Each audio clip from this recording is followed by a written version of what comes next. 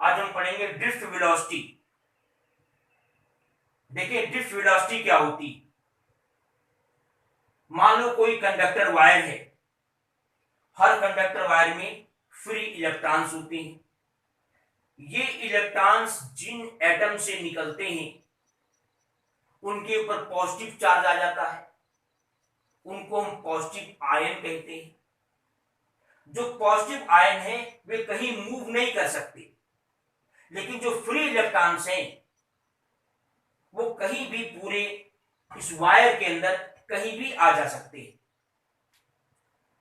जैसे ही हम electric field लगाते हैं, वैद्युत इलेक्ट्रिक फील्ड लगाते हैं, मतलब पोटेंशियल डिफरेंस उत्पन्न करते हैं, तो क्या होता है कि इलेक्ट्रिक फील्ड के अपोजिट डायरेक्शन में, या यूं कहें कि बिलो पोटेंशियल से हाई पोटेंशियल की ओर जो फ्री इलेक्ट्रॉन है उन पर एक फोर्स लगता है। इस फोर्स के कारण जो फ्री इलेक्ट्रॉन्स हैं वे बिलो पोटेंशियल से हाई पोटेंशियल की ओर चलेंगे। लेकिन जब चलेंगे तो ये एक्सेलरेटेड वेलोसिटी से आगे की ओर नहीं जा पाते, क्योंकि जैसे चलेंगे तो रास्ते में जो पॉजिटिव आयंस हैं उनसे बार बार इनका कोलिजन होता है, बार बार उनसे टकराएंगे। एक बार टकराए, फिर एनर्जी मिली, क्योंकि आपने बैटरी लगा रखी है, फिर आगे बढ़े, फिर टक्कर हुआ, तो बार बार उनसे टकराने के कारण ये एक्सेलरेटेड वेलोसिटी से आगे नहीं बढ़ते, बल्कि एक कांस्टेंट वेलोसिटी से आगे की ओर बढ़ते हैं।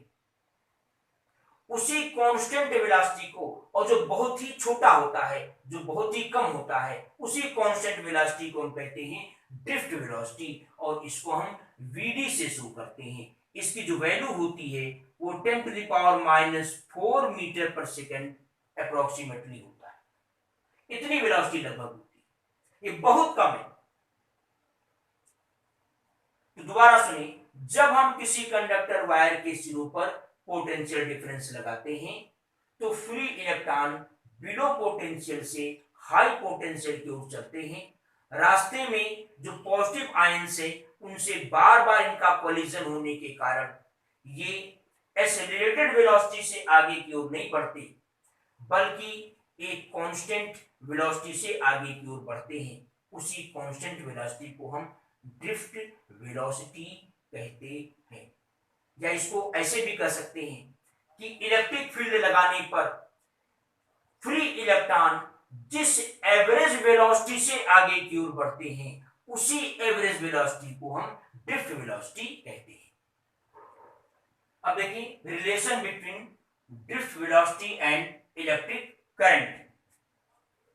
मान लें कोई कंडक्टर वायर है, इसकी लेंथ को स्मॉल एल मान लें, क्रॉस सेक्शन एरिया को कैपिटल ए मान लें। हमने एक इलेक्ट्रिक फील्ड इस पर लगाया है। अभी हमने पढ़ा है कि जब इलेक्ट्रिक फील्ड लगाते हैं तो जो फ्री इलेक्ट्रॉन है वो ड्रिफ्ट वेलोसिटी से आगे की ओर बढ़ते हैं।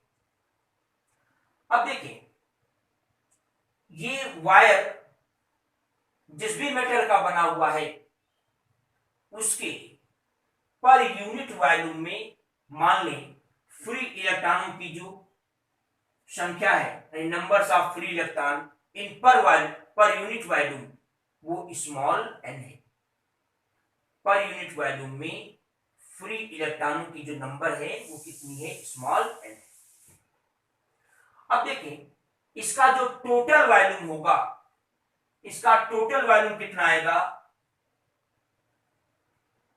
ए इंटू एल, क्योंकि क्रॉस सेक्शन एरिया ए है और लेंथ कितना है एल। तो इस कंडक्टर वायर का वॉल्यूम हो गया एल। पर यूनिट वॉल्यूम में स्मॉल एन फ्री इलेक्ट्रॉन है,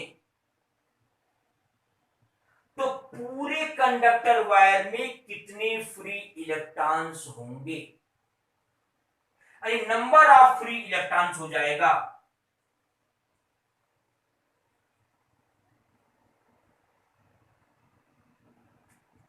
NaN। ये नंबर ऑफ फ्री इलेक्ट्रॉन्स हो जाएगा कितना, NaN। एक फ्री इलेक्ट्रॉन पर जो चार्ज होता है वो -1.6 10⁻⁻19 कूलम होता है, और उसको हम स्मॉल ई से डिनोट करते हैं।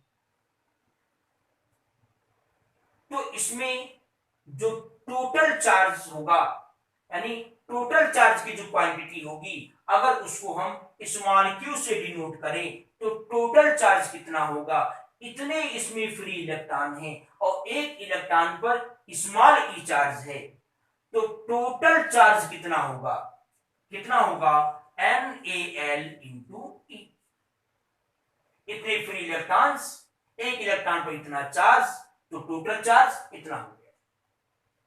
मान लो ये चार्ज अगर t सेकंड में फ्लो हुआ तो time t is equal to क्या होगा,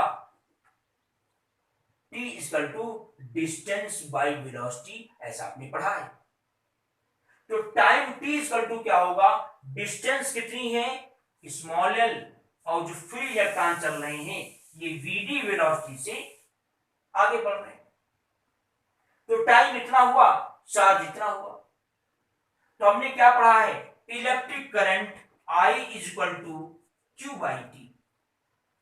Q की ला करके वैल्यू रखें NaLe बाई क्या है, L बाई Vd।